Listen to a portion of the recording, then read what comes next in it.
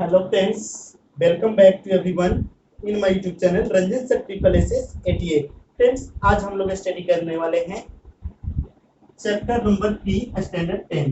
तो जैसा कि देख रहे हैं क्वेश्चन एक वीवीआई क्वेश्चन है फ्रेंड्स, जो एग्जाम में पूछ लिया जाता है। अक्सर बार देखा जाता है कि एग्जाम में एक क्वेश्चन पूछ लिया जाता है। तो फ्रेंड्स, मैं ऐसा नहीं कह रहा हूँ कि यही क्वेश्चन पूछा जाता है, लेकिन इस पे टाइपिंग होता है, जैसे कि भिन्न रिलेटेड क्वेश्चन जिसे बोलते हैं fraction related question.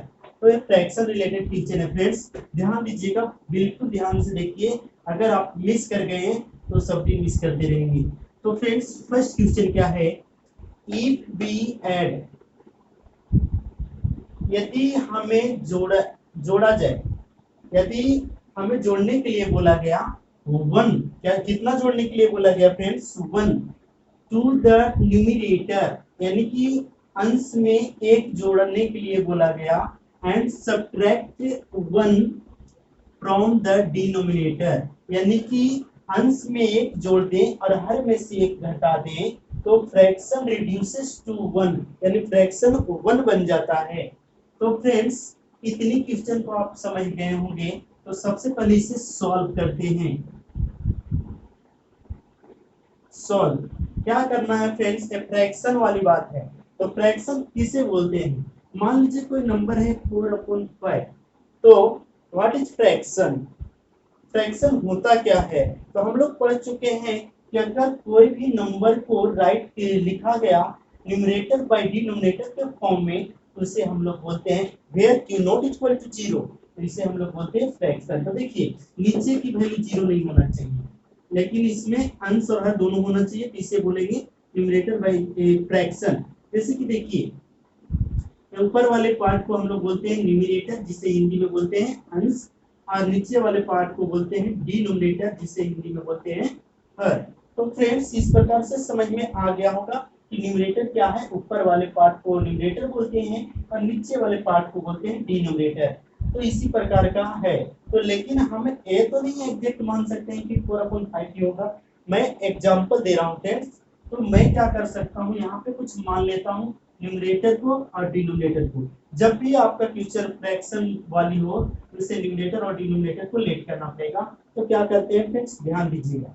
Solve late B, माना कि न्यूमरेटर ऑफ अ फ्रैक्शन, एक भिन्न का न्यूमरेटर क्या होगा पता नहीं है, तो क्या मान लिया x, and denominator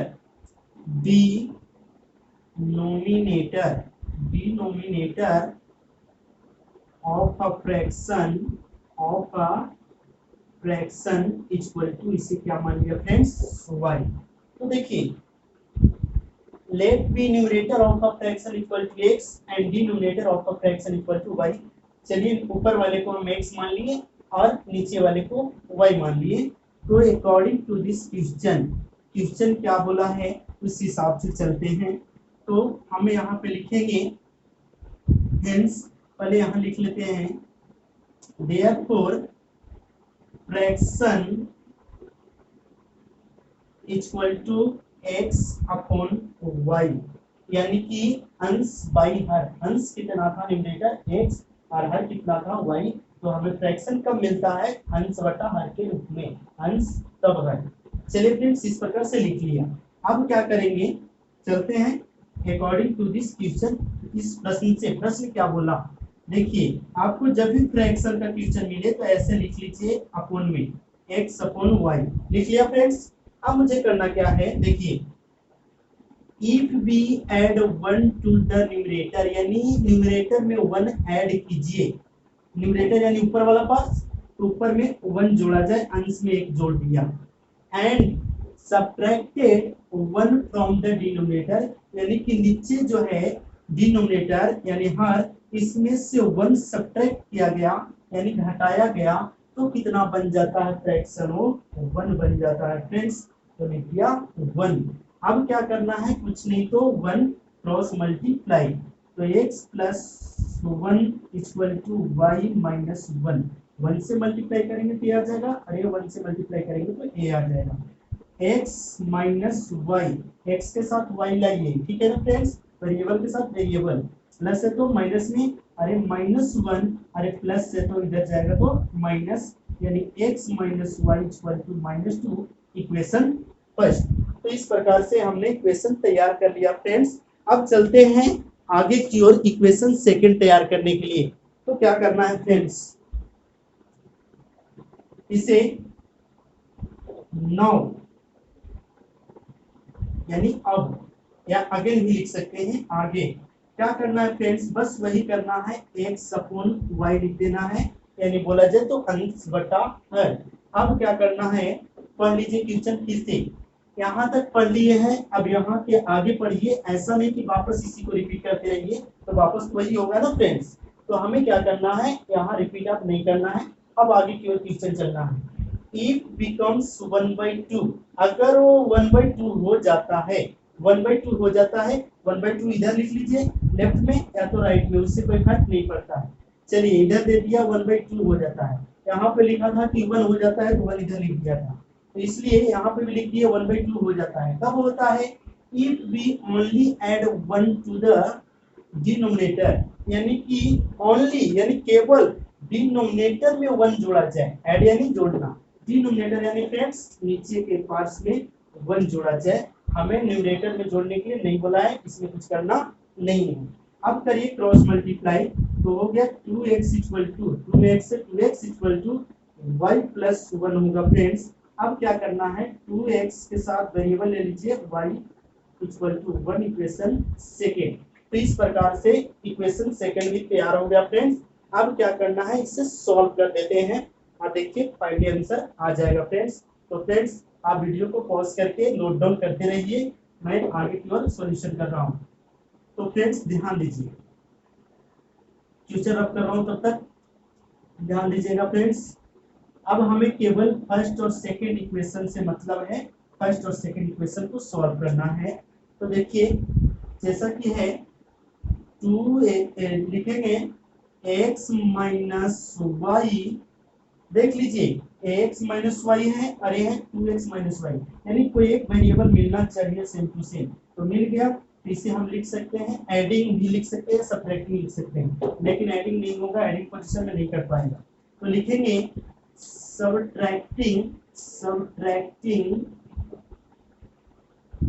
equation first second from first, यानी कि फर्स्ट में से सेकंड इक्वेशन को सब्ट्रैक्ट करने पर, जैसा कि मैंने बताया था एलिमिनेशन मेथड, उस मेथड से मैं सॉल्व कर रहा हूँ। कोई भी मेथड से आप सॉल्व कर सकते हैं, मैंने अपने प्रीवियस वीडियो में तीनों मेथड बता दिया है, अगर आपने अभी तक नहीं देखा है तो प्रीवियस वीडियो को देख लीजिए।